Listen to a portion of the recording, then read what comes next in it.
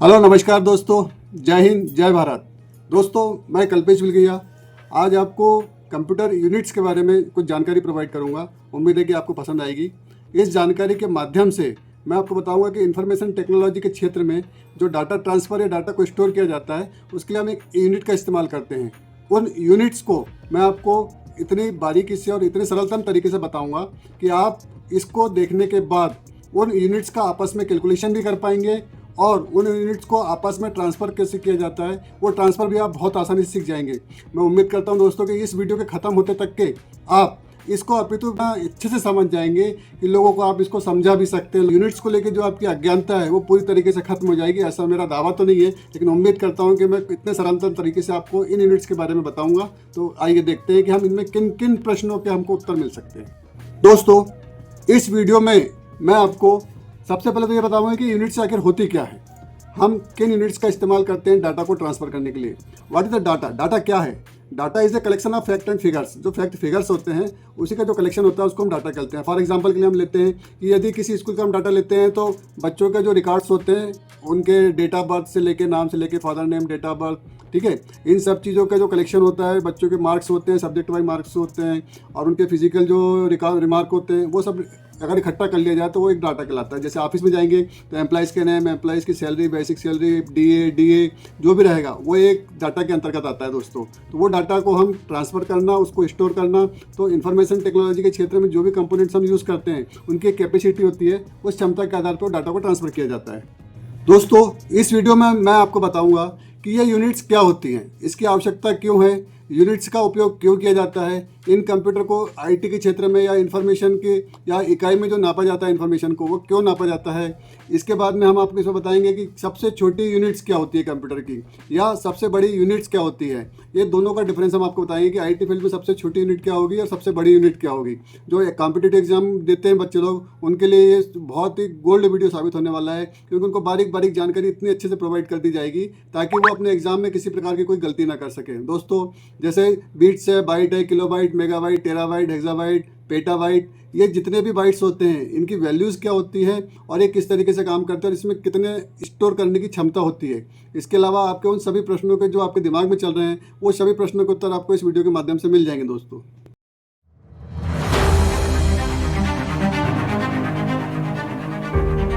दोस्तों कोई भी काम जो होता है उसमें या डेटा ट्रांसफ़र हो रहा है या डेटा को स्टोर किया जा रहा है या डेटा की स्पीड की अगर हम बात करते हैं दोस्तों, तो इन सब चीज़ों को नापने के लिए एक यूनिट की आवश्यकता तो पड़ती है दोस्तों। जैसे अगर हम मान लें कि कोई अगर हम तरल पदार्थ ले लें, जैसे दूध है, दही है ना, आपका तेल है, तो इनको नापने के लिए जो यूनिट्स का इस्तेमाल करते हैं हम लीटर का इस्तेमाल करते हैं, ठीक है, किलो का इस्तेमाल करते हैं। कोई अगर पदार्थ ठोस पदार्थ रहता है तो उसको हम केजी में लेते हैं, जैसे शक्कर हो गया, आपका अन्नदान हो गया, चावल हो गया या जो भी चीज़ होती है तो इनको हम क्या किलो में नापते हैं। आपका गोल्ड हो गया, आपका सिल्वर हो गया, ये भी नापा जाता है, लेकिन ये मिलीग्राम ग्राम के बाद में किलोग्राम तक की जाता है, लेकिन हमारी कैपेसिटी जो है अभी ग्राम तक निर्मित है तो हम ग्राम तक के इसको मान सकते हैं। हाइट नापने के लिए अपने इंचेस के वगैरह का इस्तेमाल किया जाता है। अगर हम जमीन नापने के लिए जाते हैं तो हमको फुट में नापी जाती है, स्क्वायर फुट में नापी जाती है, गुट्ठा में नापी जाती है, अलग अलग क्षेत्र में उसको नापने का तरीका अलग अलग है, एकड़ में नापी जाती है। तो इसी प्रकार से दोस्तों क्या होता है कि जब हम कंप्यूटर फील्ड में आते हैं, आईटी फील्ड में आते हैं, अभी आपका बच्चा चाहे थर्ड क्लास में कंप्यूटर सीख रहा हो या एमटेक कर रहा हो, उसको भी यूनिट सेम ही रहेगी, उसका बेस यही रहेगा। और उसके अगर किसी भी बच्चे को ये चीज़ क्लियर हो जाती है तो उसको चाहे बचपन में सीख ले चाहे एमटेक जाते तक सीखे, क्योंकि उसमें रहना सब सेम सिस्टम है, क्योंकि जो सिस्टम बना हुआ है इन्फॉर्मेशन टेक्नोलॉजी को स्टोर करने का वो सेम है। तो इसके द्वारा जैसे हम क्या होता है कंप्यूटर की कैपेसिटी नापते हैं, लैपटॉप अगर हम चलाते हैं तो उसकी कैपेसिटी हो गई,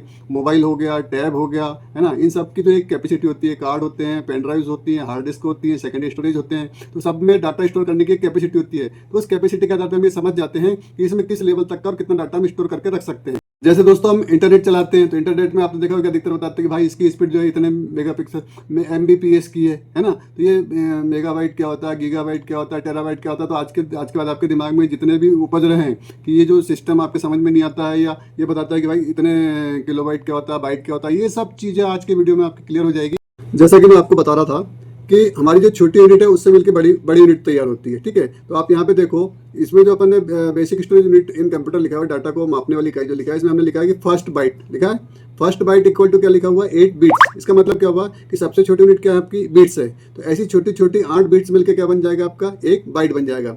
अब आप देखिए कि यहाँ पे 1 kg की बात करते हैं तो 1000 ग्राम होता है, इसलिए हम 1 किलोबाइट की बात करते हैं तो उसमें जो होता है बीट से बड़ी इकाई क्या है हमारी बाइट है। तो वो बाइट आएगी कि 1 किलोबाइट में कितने बाइट्स होते हैं। तो हम देखते हैं कि 1 किलोबाइट में 1024 बाइट होते हैं, ठीक है। अब किलोबाइट से इकाई बड़ी इकाई क्या है मेगाबाइट। तो मेगाबाइट का क्या मतलब हो गया आपका कि मेगाबाइट में 1024 किलोबाइट होंगे, गीगाबाइट में 1024 मेगाबाइट होंगे, टेराबाइट में 1024 गीगाबाइट होंगे, पेटाबाइट में 1024 टेराबाइट होंगे, एक्साबाइट में 1024 पेटाबाइट होंगे, जेटाबाइट में 1024 एक्साबाइट होंगे और योटाबाइट में 1024 जेटाबाइट होंगे। दोस्तों इस स्लाइड के अंदर आप बहुत ध्यान से देखिए कि हमारी सबसे छोटी यूनिट जो है वो क्या है, बिट्स है, जो हमारे बाइनरी डिजिट वर्ड से मिलकर बनी हुई है। मैं आपको बार बार इसलिए रिपीट कर दे रहा हूँ ताकि आप लोगों को ये कंठस्थ हो जाए कि बिट्स शब्द जो बना है वो बाइनरी डिजिट से मिलकर बना हुआ है। बाइनरी का BI और डिजिट्स का TS लेके हमने बिट्स बनाया, लेकिन ये जो सबसे छोटी यूनिट है ये एक्चुअल में इसमें होता क्या है, तो इसमें जो स्टोर होता है वो हमारा मशीन लैंग्वेज का एक कैरेक्टर स्टोर होता है। अब ये मशीन लैंग्वेज क्या है, मशीन लैंग्वेज वो लैंग्वेज है दोस्तों जिसको कंप्यूटर समझता है और जिस पे कंप्यूटर कैलकुलेशन करता है और जिस पे कंप्यूटर आंसर देता है। कंप्यूटर मशीन भाषा को बहुत अच्छे से समझता है दोस्तों। और मशीन भाषा एक्चुअल में क्या होती है, मशीन भाषा में सिर्फ 2 कैरेक्टर होते हैं, 0 और 1। इसको हम ऑफ और ऑन भी कह सकते हैं कि 0 आपका ऑफ हो गया, 1 आपका ऑन हो गया। तो एक बीट्स में एक कैरेक्टर मशीन लैंग्वेज का स्टोर होता है। और ये मशीन लैंग्वेज का हम क्यों बोल रहे हैं बीच बीच में, क्योंकि कंप्यूटर जो है सिर्फ मशीन भाषा ही जानता है और हम इसको जितने भी इंस्ट्रक्शन देते हैं कंप्यूटर को, जितनी भी सूचनाएं देते हैं, तो उस सूचनाओं को एकत्रित करता है, उसको कन्वर्ट करता है मशीन भाषा में। उसके बाद में हम जो ऑर्डर देते हैं उस ऑर्डर को पालन करके उसका कैलकुलेशन करेगा या उसकी प्रोसेस करेगा, और प्रोसेस भी वो मशीन भाषा में होती है। उसके बाद उसका जो रिजल्ट आता है वो भी मशीन भाषा में आता है। क्योंकि मशीन भाषा हम लोग नहीं समझ पाते हैं, इसलिए कंपाइलर इंटरप्रेटर के जो बताते हैं ना कि ट्रांसलेटर जो होते हैं या कंट्रोल यूनिट जो होती है इसको कन्वर्ट करती है, तो वो हमको इंग्लिश भाषा में आंसर देती है। जबकि हम जो काम करते हैं वो इंग्लिश भाषा में करते हैं। अब इंग्लिश भाषा में कितने कैरेक्टर होते हैं, A to Z कैपिटल ले लो, A to Z स्मॉल ले लो, 0 to 10 नंबर ले लो, कुछ सिम्बॉल्स ले लीजिए आप, है ना। तो ये इंग्लिश भाषा इन सब चीज़ों से मिलकर बनी होती है। लेकिन मशीन भाषा में क्या चलता है, मशीन भाषा में सिर्फ 2 कैरेक्टर चलते हैं, 0 और 1। और जब ये 0 और 1 में स्टोर करता है कंप्यूटर, तो आप ये देखेंगे कि 0 और 1 काहे में स्टोर हो रहा है आपका, बिट्स में। मतलब एक बिट्स में एक कैरेक्टर मशीन लैंग्वेज का स्टोर होता है। क्लियर। अब आप यहाँ सामने देख लीजिए, एक मैंने पिंक कलर का बॉक्स बनाया है, ग्रीन कलर का बनाया है, जिसमें 0 आपका पिंक में लिखा हुआ है और 1 हमारा ग्रीन में लिखा है। तो इसको हम ऑन ऑफ सिस्टम भी कह सकते हैं कि 0 हमारा ऑफ है, 1 हमारा ऑन है। वो सब छोड़ दो, ऑन ऑफ सिस्टम। आप सिर्फ ये याद रखें कि एक कैरेक्टर मशीन लैंग्वेज का जो है एक बिट्स में स्टोर होता है। ठीक है, क्लियर। अब आप नीचे देखेंगे मैंने लिखा हुआ है निबल। निबल क्या है, तब बीट्स से जो बड़ी इकाई है वो क्या है आपकी, निबल। इसमें बीट्स तो आपको पता लग गया कि एक कैरेक्टर मशीन लैंग्वेज का एक बिट्स में आएगा, लेकिन निबल में क्या होगा, निबल में 4 कैरेक्टर मशीन लैंग्वेज के 4 बिट्स में आएंगे। इसलिए इसका मतलब क्या हुआ कि 4 बिट्स मिलकर क्या बनता है, निबल बनता है। तो आप यहाँ देखें, पिंक में मैंने 0 लिखा है, ग्रीन में 1 लिखा है, फिर 0 लिखा है, फिर 1 लिखा है। टोटल हमारे कितने बॉक्स हो गए, 4 बॉक्स हो गए। मतलब बिट्स से बड़ी इकाई क्या है, आप नीचे देखो व्हाइट लाइन में मैंने लिखा हुआ है कि बिट्स से बड़ी इकाई निबल है, ठीक है। उसके बाद में बाइट है। तो बीट से हमारा हो गया एक कैरेक्टर एक मशीन लैंग्वेज का एक बीट्स के अंदर आएगा। निबल में हमारे 4 कैरेक्टर आएंगे मशीन लैंग्वेज के।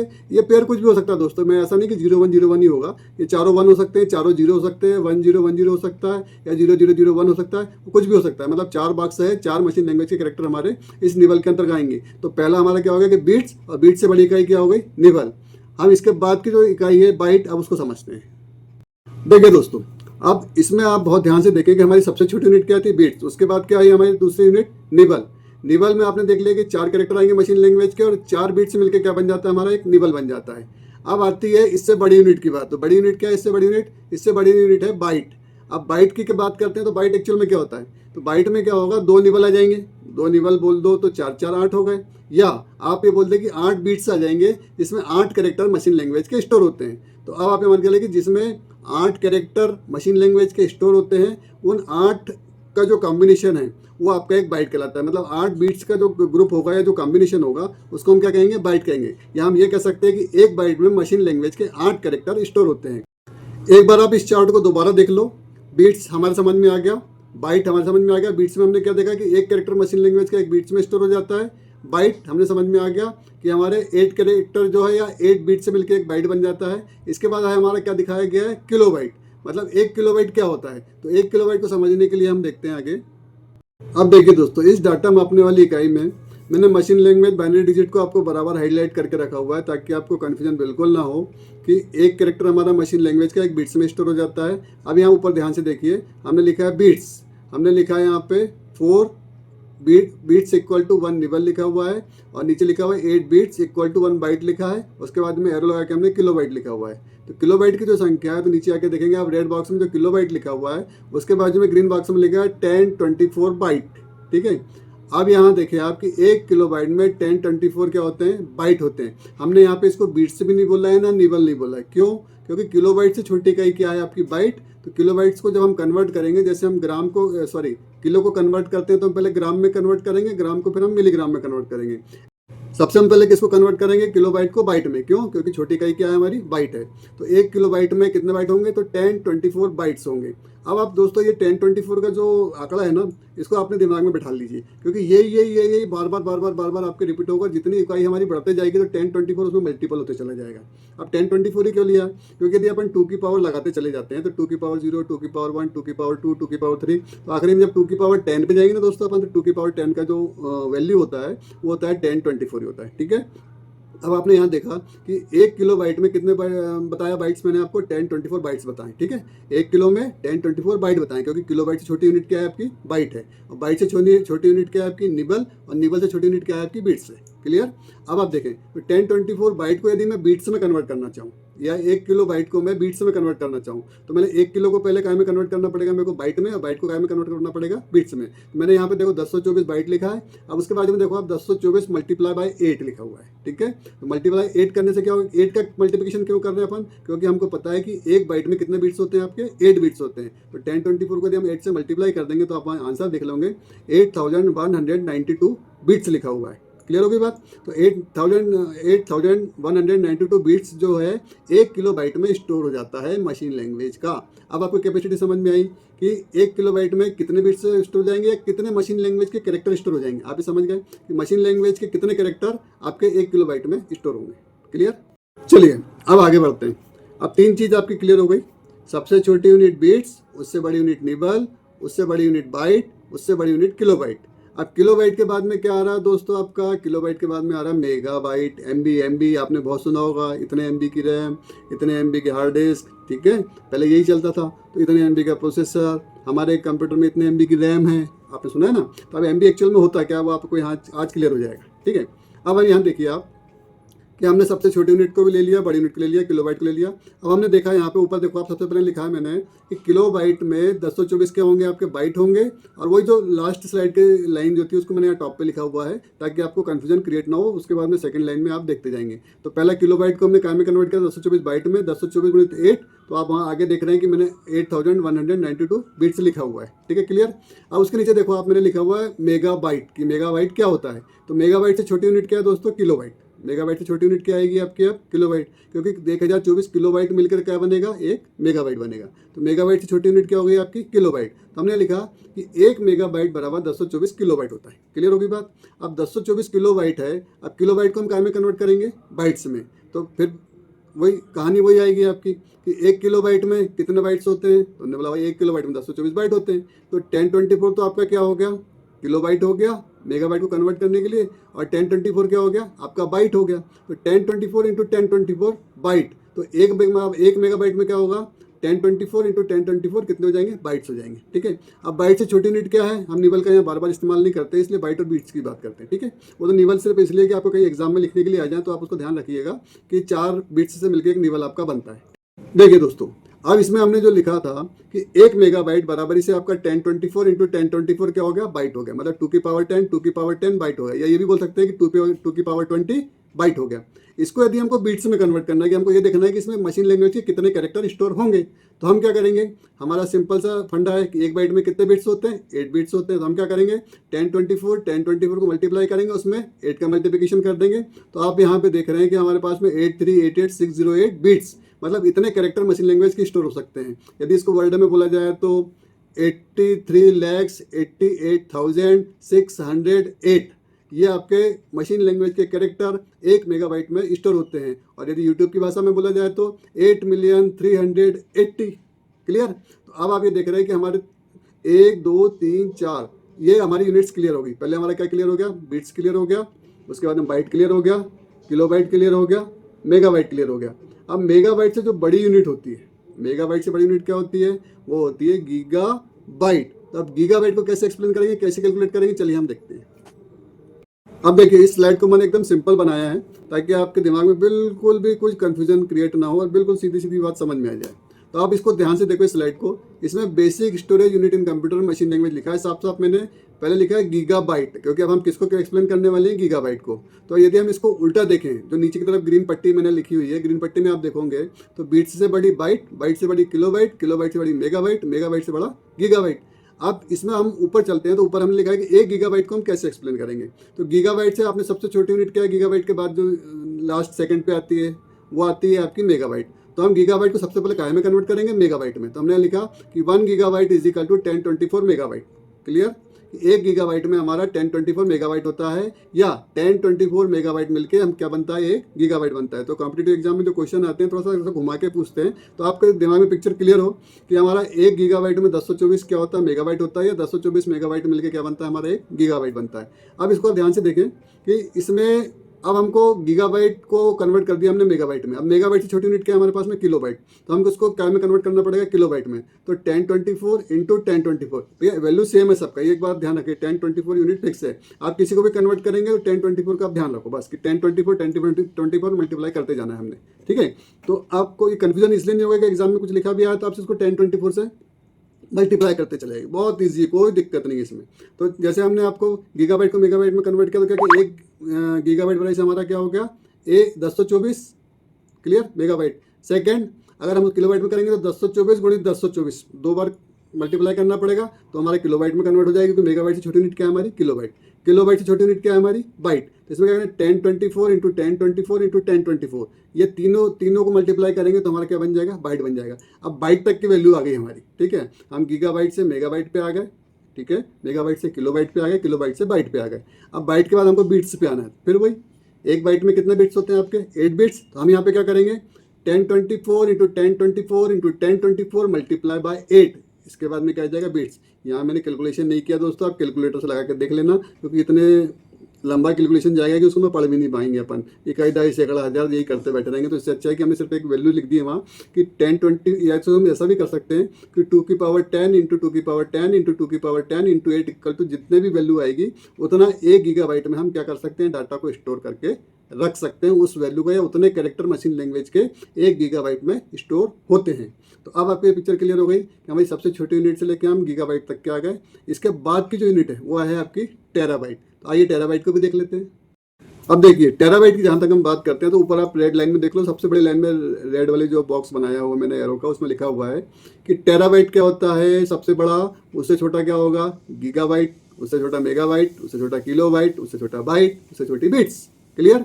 अब आप देखो कि 1 टेराबाइट को यदि हम कन्वर्ट करें मशीन लैंग्वेज में, कितने कैरेक्टर 1 टेराबाइट में मशीन लैंग्वेज के स्टोर होंगे, उसको यदि हम कन्वर्ट करें तो उसका कैलकुलेशन क्या हो सकता है, उस कैलकुलेशन को हम समझने का यहाँ पे प्रयास कर सकते हैं। या ये मान के चलो कि कितने बीट्स होंगे 1 टेराबाइट में, कितने बीट्स होंगे, क्योंकि सबसे बड़ी यूनिट क्या हमारी अभी तुरंत की टेराबाइट से बड़ी यूनिट्स है, लेकिन अभी फिलहाल में हम क्या समझ रहे हैं कि 1 टेराबाइट को अगर हम बीट्स में कन्वर्ट करेंगे तो उसका कैलकुलेशन क्या होगा। तो आप यहाँ देखिए आगे हमने लिखा है first 1 terabyte equal to 1024 gigabyte. क्या लिखा है, टेराबाइट की छोटी यूनिट क्या है आपकी, गीगाबाइट। 1024 गीगाबाइट को यदि हम मेगाबाइट में कन्वर्ट करेंगे तो फिर 1024 इंटू 1024 मेगाबाइट हो जाएगा, 2 बार 1024 का मल्टीप्लिकेशन हो गया। अब यदि इसको हमको किलोबाइट में करना है तो हम तीसरी स्टेप पे आ गए, पहली स्टेप गीगाबाइट, दूसरी स्टेप मेगाबाइट, तीसरी स्टेप किलोबाइट। तो तीसरी स्टेप पे आएंगे तो 3 बार मल्टीप्लाई कर देंगे 1024 का, क्लियर। इसके बाद हम चौथी स्टेप पे आएंगे जिसको हमको बाइट में कन्वर्ट करना है, तो हम 1024 का 4 टाइम मल्टीप्लिकेशन कर देंगे, बहुत ईजी। पहली स्टेप पे 1024, दूसरी स्टेप पे 2 बार 1024, तीसरी स्टेप पे 3 बार 1024, चौथी स्टेप पे 4 बार 1024, क्लियर। या आप उसको ये लिख सकते हैं 2 की पावर 40 इंटू 2 की पावर 40 इक्वल टू बाइट। अभी तो हम बाइट की बात करते हैं, लेकिन अब इसको बीट्स में कन्वर्ट करेंगे तो 1 बाइट में हमारा 8 बीट्स होता है, क्लियर। तो हम क्या करेंगे 1024 इंटू 1024 इंटू 1024 इंटू 1024, मतलब 4 टाइम मल्टीप्लिकेशन कर रहे हैं, उसमें हम 8 का मल्टीप्लिकेशन कर देंगे तो जो भी वैल्यू आएगी, जो आंसर आएगा, उतने बीट्स आपके जो रहते हैं वो 1 टेराबाइट में अवेलेबल रहते हैं, या उतने कैरेक्टर मशीन लैंग्वेज के हम उसमें स्टोर करके रख सकते हैं। अब इस चार्ट को आप ध्यान से देख लो, ठीक है। इसमें 1 बाइट बराबर से 8 बिट्स लिखा है, क्लियर। 1 किलोबाइट बराबर से 1024 बाइट लिखा है, क्लियर। 1 मेगाबाइट बराबर से 1024 किलोबाइट लिखा है, क्लियर। 1 गीगाबाइट बराबर से 1024 मेगाबाइट, 1 टेराबाइट बराबर से 1024 गीगाबाइट, 1 पेटाबाइट बराबर से 1024 टेराबाइट। मतलब ये मान के चलो कि जैसे जैसे आपकी यूनिट बढ़ते जा रही है उसके जो इसको, लेकिन जब पेटाबाइट की बात आएगी तो 1 पेटाबाइट बराबर से 1024 क्या हो जाएगा, टेराबाइट हो जाएगा, क्योंकि पेटा से छोटी क्या है, टेराबाइट है। अब यदि हम पेटा की जगह पे फिर एक्साबाइट लेते हैं जो पेटा से बड़ी यूनिट है, तो पेटा की जगह पेटा क्या हो जाएगा, पेटा छोटा हो जाएगा, तो फिर हम एक्साबाइट, एक एक्साबाइट में एक आपका 1024 क्या हो जाएगा, पेटाबाइट हो जाएगा। क्लियर, क्योंकि एक्साबाइट से छोटा क्या है आपका, पेटाबाइट, पेटाबाइट से छोटा टेराबाइट, टेराबाइट से छोटा गीगाबाइट, गीगाबाइट से छोटा मेगाबाइट, मेगाबाइट से छोटा किलोबाइट, किलोबाइट से छोटा बाइट। अब एक्साबाइट के बाद में आता है जेटाबाइट। अब जेटाबाइट से छोटी यूनिट क्या है आपकी, एक्साबाइट, तो एक्साबाइट 1024 एक्साबाइट आ जाएगी। क्लियर होगी पिक्चर। अब इससे बड़ी यूनिट क्या है आपकी, योटाबाइट। अब योटाबाइट से छोटा क्या है, जेटाबाइट, तो एक योटाबाइट की अगर अपन बात करेंगे तो 1024 जेटाबाइट होगा। तो अब आपके पिक्चर क्लियर होता है। ये जो यूनिट्स बढ़ते जा रही है, जैसे हम बोलते हैं ना, इकाई, दहाई, सैकड़ा, हज़ार, 10,000, लाख, 10 लाख, फिर करोड़, 10 करोड़, फिर अरब, 10 अरब, एज इट इज़ इसकी यूनिट भी बढ़ती जा रही है। इनकी कैपेसिटी जो यूनिट बताने की है वो हमने आपको यहाँ पे बताए हैं कि यूनिट्स कैसे बढ़ती हैं। अब आपके समझ में आ गई कि ये इनको कैलकुलेशन कैसे किया जाता है। अब यदि कोई वैल्यू है, जैसे 16 MB अगर अपन बोलते हैं, तो 16 MB को यदि हमको किलोबाइट में कन्वर्ट करना पड़ेगा तो हम क्या करेंगे, 16 × 1024 किलोबाइट कर देंगे। ठीक है। अब किलोबाइट को यदि हमको, अब ये कितने किलोबाइट, 16 × 1024 किलोबाइट हो गया। अब इसको यदि हमको बाइट में कन्वर्ट करना है तो 16 × 1024 × 1024 क्या हो जाएगा, वो बाइट्स हो जाएगा। और यदि हमको बीट्स में कन्वर्ट करना है तो 16 × 1024 × 1024 × 8 आपका क्या हो जाएगा, बीट्स हो जाएगा। तो 16 MB में उतने कैरेक्टर मशीन लैंग्वेज के आप स्टोर करके रख सकते हैं। तो ये था आपका एक छोटा सा बीट्स एंड बाइट्स को लेकर मेरे तरफ से जो ऑब्जर्वेशन दिया है। दोस्तों, आपको अगर इसमें कुछ भी कैलकुलेशन करना है या कोई चीज़ आपके समझ में नहीं आती तो कमेंट्स बॉक्स में जरूर जाके बोलिएगा कि सर हमको ये चीज़ फिर से एक्सप्लेन करिए, तो मैं जरूर एक्सप्लेन करूँगा आपको।